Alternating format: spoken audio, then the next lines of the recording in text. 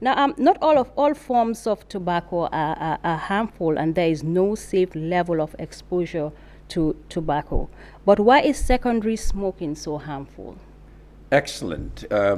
If you look at this, whether you do it actively, which means that whether you are the one who is smoking or somebody is around you whilst you're smoking, they are all equally dangerous. What is important is there is no safe level of tobacco smoke. Environmental tobacco smoke, when somebody pops out the smoke, that smoke alone contains over 7,000 different chemicals. Okay. And a good number of that are cancerous. They can cause cancer. So therefore, there is no safe level. Even where we are now talking about designated smoking areas, it doesn't make sense. Science is evolving. What science is saying is that you can smoke, third hand. There are third hand smokers also. When you say third hand smokers, Third hand smokers, for example, first hand smokers, those who smoke actively with the cigarette in their hand. The second hand are those surrounding that person who is smoking. The third hand is where this example, like designated area, a good example where an institution designates an area for smoking, and maybe after that smoker leaves that room, the poor cleaner goes to clean that room. You can see, because the smoke can be there for almost 2-3 days, hanging there, and then that person is also exposed to the same hazards as the first and second hand smokers. Now, cigarette smoking, is one of the most common form of smoking in the world. And, in the Gambia, we've recently new measures have been taken in terms of, trying to prohibit the sale of cigarette sticks, in terms of reduce teen smoking. Tell us about this campaign. What do you make of this? Excellent. We have to thank the Ministry of Health in collaboration with other sectors. I know that the Gambia is lauded for its multi-sectoral action against tobacco. Tobacco is beyond one institution.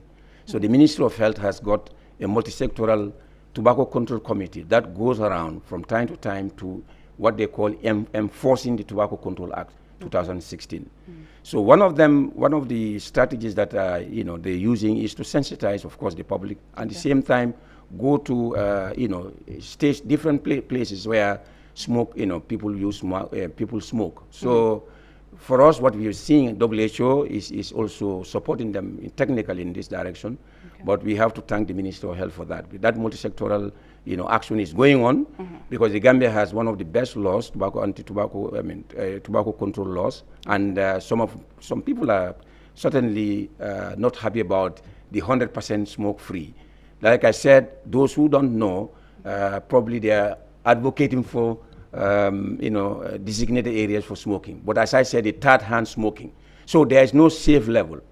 We can, all I can say is this is going on, and there are challenges, of course. There are still people who are smoking, but we are seeing it's reducing a bit. Because the whole world now it's only Africa that is increasing, but the whole world has seen a decline over the past 10 years. From a good example is 2000. In 2000, nearly only 64 million people were smoking, the whole world. These in 2060, about 70 million. But this has now reduced to 64 million in 2018. So you can see that the number of people smoking is on the decline. Yeah. Now let's talk about this year's theme, which encourages the more of farmers to grow food instead of growing tobacco. Excellent. Tell us about it. I think this is very clear. You see, I'm talking about the health hazards of tobacco. Tobacco kills. But now let's look at the food. Tobacco also is harming. Let's start with agriculture. You cannot talk about agriculture without soil. Let's look at that soil. Tobacco is one of those crops that depletes the soil of its fertility. And again, look at the whole world. The world is grappling with over 800 million people are hungry. Now, out of that, 20% of that is in Africa. Over 200 million people are hungry. Now, why are we going into a crop or something, a substance that is even depleting our soil, depriving our soil of the nutrition, the fertilizer? Now also look at the pollution also. You see, when you look at, you know, what science is saying is the world is polluted with nearly 4.5 trillion cigarette butts. These are butts that when you smoke, you throw them away. They destroy, you know, the aquatic life. They poison the, you know, people, our animals in the sea. So you can imagine, it has all sort of hazards. And the world loses water. World loses about 22 billion tons of water every year because of tobacco. So a lot of water is wasted also. One cigarette of cigarette, you need 3.7 liters of water to make that one stick of cigarette. Just an example. So you can imagine. And also the pollution. The world also, if you look at it, we are talking about 18 million tons of carbon dioxide are emitted. So you can see it's hazardous. So it's not good for our soil. It's only, people are hungry. So why are you not going to nutritious food? And that's why this theme is chosen. Mr. Gassama, you know, time is not on our side, but before I let you go, we've seen nearly in all packs, cigarette packs, we see there's some graphic health warnings, you know, in terms of like trying to say smoking kills. But do you think this, is really helping to reduce the cigarette smokers?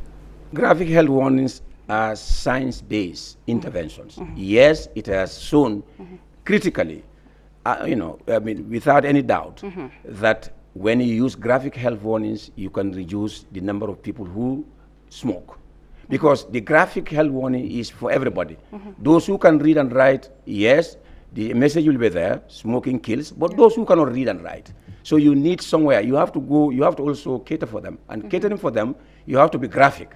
And that's why some countries will use even mouth cancer, you know, lungs, the smoker's lung, which will be very dark compared to, the non-smoker's lung. So all these things are there. I know that graphic health warnings, we in the Gambia, we are also using it.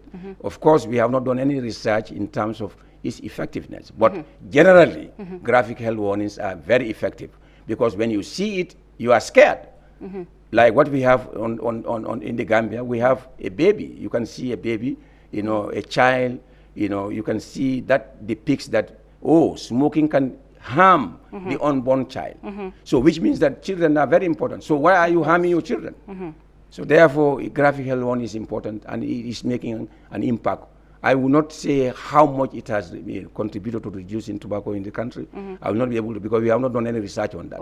But we know that from experience, from what we hear from people, people are saying this is very effective, and they are very mindful now about smoking.